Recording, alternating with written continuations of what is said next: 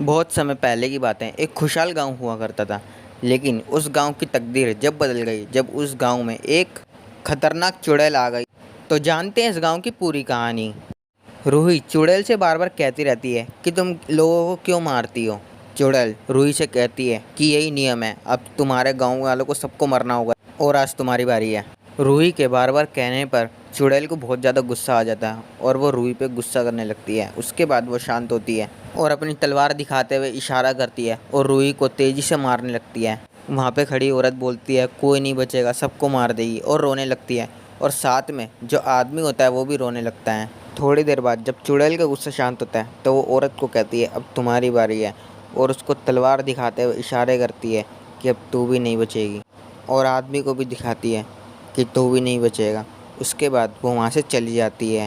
अगले दिन चुड़ैल गांव में वापसी आती है और कहने लगती है जिसको भी मैंने कल बोला था वो जल्दी से बाहर आ जाए, वरना मैं उसको वहीं आके मार दूंगी।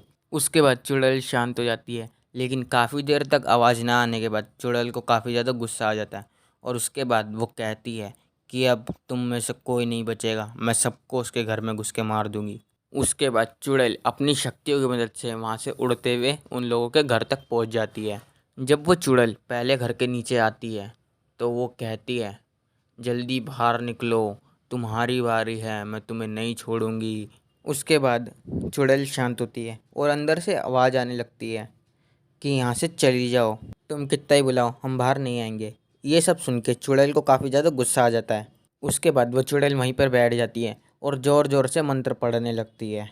और उसके बाद जब शक्तियाँ आ जाती है तो वो खड़ी होती है और कहती है बाहर आ जाओ, वरना मैं तुम्हारे में से किसी को नहीं छोड़ूंगी।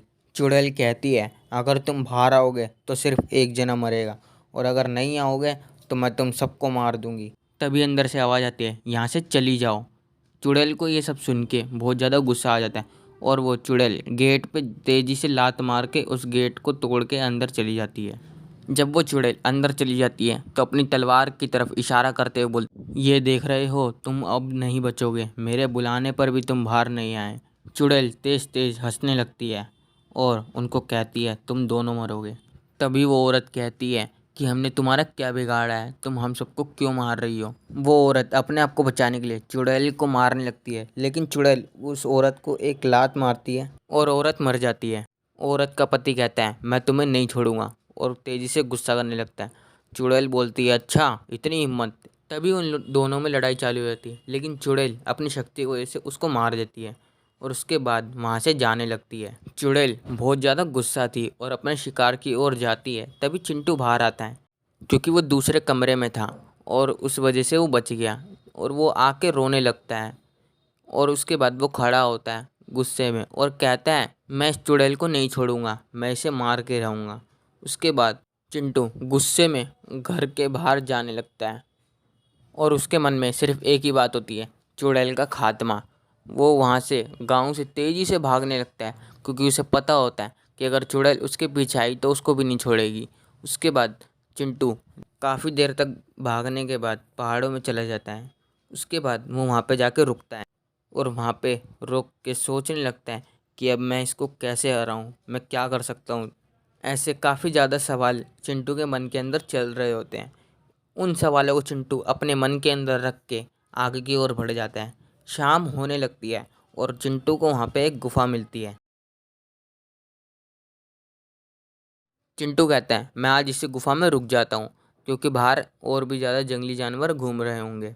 चिंटू उस गुफा के अंदर जाता है और पास ही में वहाँ पे एक चट्टान होती है, तो चिंटू वहाँ पे जाके बैठ जाता है। चिंटू काफ़ी देर तक चलने के बाद काफ़ी ज़्यादा थक जाता है और उसके बाद वो वहीं पे आराम से सो जाता है।